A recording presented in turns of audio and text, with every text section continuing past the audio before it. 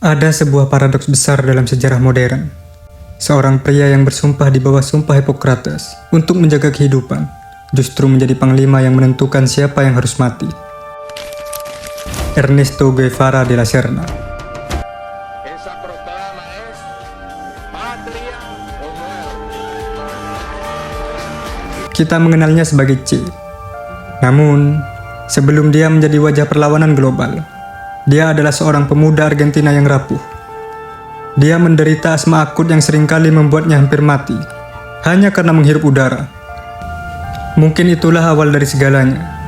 Seseorang yang terbiasa bertarung melawan kematian sejak napas pertama, tidak akan takut menghadapi kematian di garis depan. Tapi, apa yang mengubah seorang penyembuh menjadi seorang penghancur?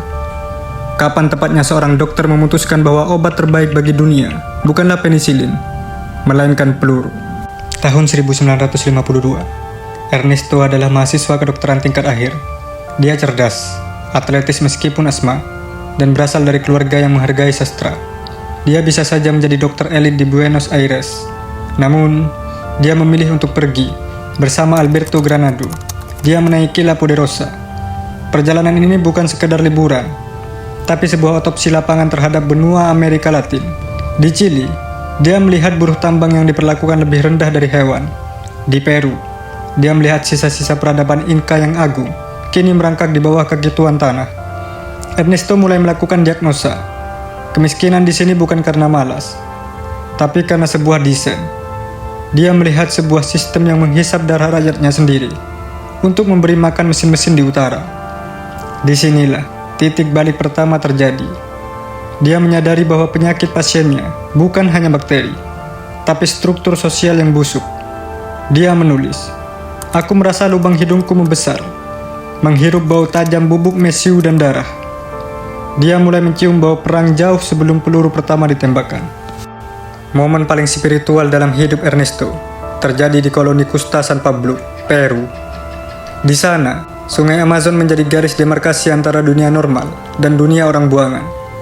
Para dokter dan perawat tinggal di satu sisi, para penderita kusta di sisi lain. Mereka dipisahkan oleh ketakutan dan stigma. Namun, pada malam ulang tahunnya, Ernesto melakukan sebuah pembangkangan medis. Dia berenang menyeberangi sungai yang dipenuhi piranha, dan arus deras itu hanya untuk merayakan hidup bersama para penderita kusta. Ini adalah The Great Crossing. Secara simbolis, dia membunuh identitas borjuisnya di tengah arus Amazon. Dia tidak lagi ingin menjadi dokter yang berdiri di sisi aman sungai. Dia ingin menjadi bagian dari mereka yang menderita. Seorang saksi mengatakan bahwa setelah malam itu, mata Ernesto berubah.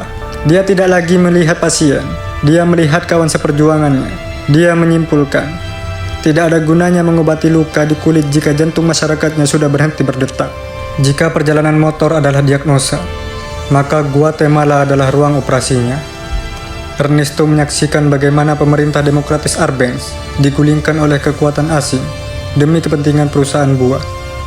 Di sana, dia melihat bahwa diplomasi adalah omong kosong bagi mereka yang lapar. Dia melihat bahwa obat tidak akan diberikan oleh penjajah. Obat harus direbut. Pelarian membawanya ke Meksiko. Di sebuah apartemen sempit, dia bertemu dengan seorang pengacara Kuba bernama Fidel Castro. Mereka bicara sepanjang malam.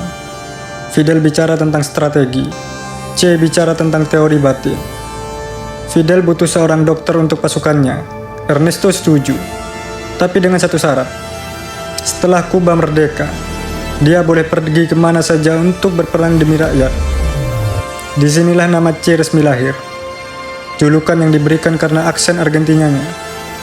Tapi lebih dari itu, Che adalah kode bagi kepribadian baru.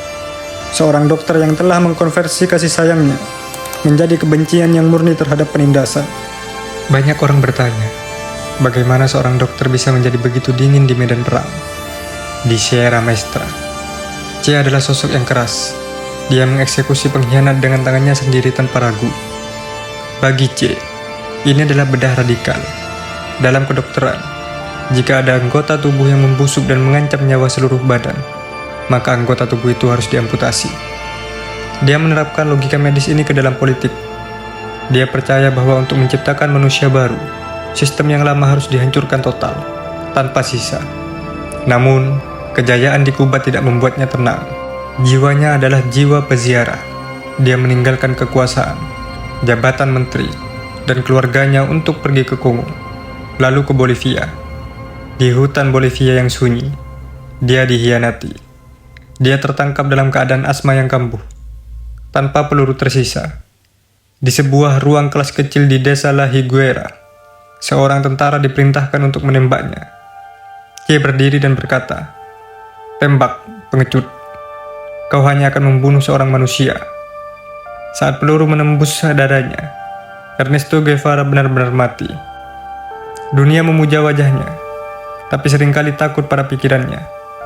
Che adalah pengingat yang tidak nyaman, bahwa perubahan besar menuntut pengorbanan yang absolut.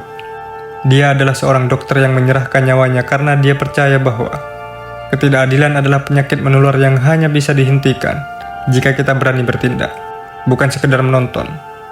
Kisah Che adalah kisah tentang sebuah titik balik yang ekstrim. Dari kenyamanan menuju penderitaan. Dari stetoskop menuju senjata. Dari seorang pria menuju sebuah pistol. Pertanyaannya bagi kita, bukan apakah kita setuju dengan metodenya, tapi seberapa jauh kita berani melangkah saat kita melihat ketidakadilan di depan mata kita. Apakah kita akan tetap di sisi sungai yang aman, atau berani berenang menyeberang seperti Ernesto? Terima kasih telah menyaksikan pendalaman tokoh di channel Titik Balik.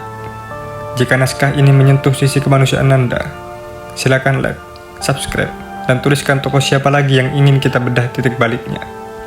Sampai jumpa di perjalanan berikutnya.